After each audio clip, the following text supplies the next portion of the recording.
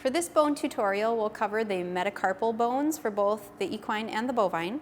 So here you see an equine limb that's in the standing position, and metacarpal 3 is right here, and that's also called the cannon bone. So this is the cannon bone, metacarpal 3, and I also have an isolated cannon bone here, so that's the same thing, metacarpal 3 and cannon bone can be used interchangeably.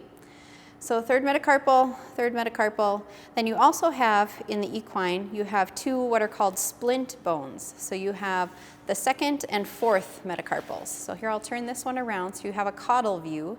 So here you have your two splint bones on either side attached to the cannon bone. So the medial splint and the lateral splint correspond to the medial and lateral slides respectively. So the medial splint bone is the second metacarpal, and lateral splint bone is the fourth metacarpal, with the third metacarpal being the cannon bone in between the two. So second metacarpal, fourth metacarpal, both are called splint bones. Third metacarpal is the cannon bone. Turn that back around so you can see a side view there. And I'll lift up the equine third metacarpal. Here is the cannon bone. You have your splint bones attached. You can see on the caudal view here, I have two splint bones. Here on the proximal aspect, I just want to point out the metacarpal tuberosity, which is right here. So it's a bump, basically, where the extensor carpi radialis muscle inserts. So that's on the proximal end of the bone. So the metacarpal tuberosity here. Then you have a condyle, so at the distal end, this is the condyle at the distal end, and the condyle has a sagittal ridge, which is this in between here. So you have condyle, sagittal ridge in the middle, and that interdigitates with your pastern bone here. So if I just pick this up, we'll get to this in a little bit, but you can see that it fits together and the sagittal ridge goes into this groove in this bone.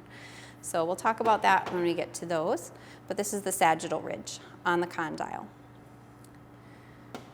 On the bovine metacarpal, we have two condyles at the distal end.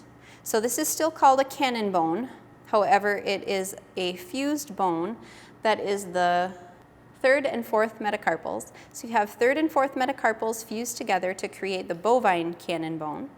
And you have two condyles at the distal end because of those two digits rather than the one digit in the horse. So two condyles, they have a sagittal ridge on each one. At the proximal end, you still have that metacarpal tuberosity here. And in some specimens, I don't have one on this one, but you would have a vestigial metacarpal 5 on one side. So this one doesn't have one, but we do have just the cannon bone here. So that's the fused metacarpal 3 and 4 for the bovine.